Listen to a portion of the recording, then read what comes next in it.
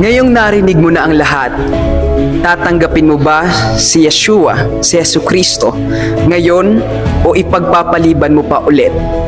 Sabi sa 2 Corinthians 6 verse 2, ngayon ang panahon ng kaligtasan. Hindi bukas, hindi next time, ngayon. Dahil walang makakasigurado kung may bukas pa, kung handa ka na, sumabay ka sa panalangin na ito. Panginoong Jesus, inaamin ko na ako'y makasalanan.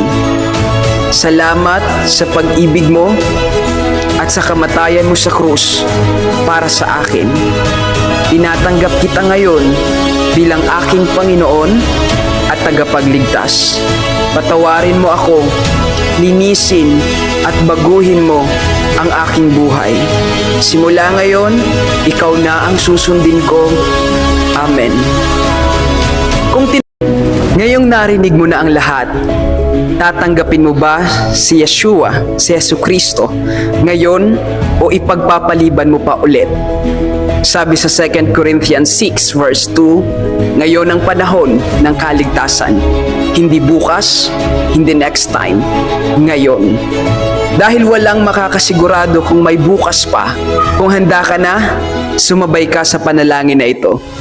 Panginoong Jesus, inaamin ko na ako'y makasalanan. Salamat sa pag-ibig mo at sa kamatayan mo sa krus para sa akin.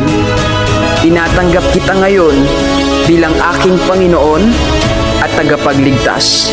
Patawarin mo ako, linisin at baguhin mo ang aking buhay.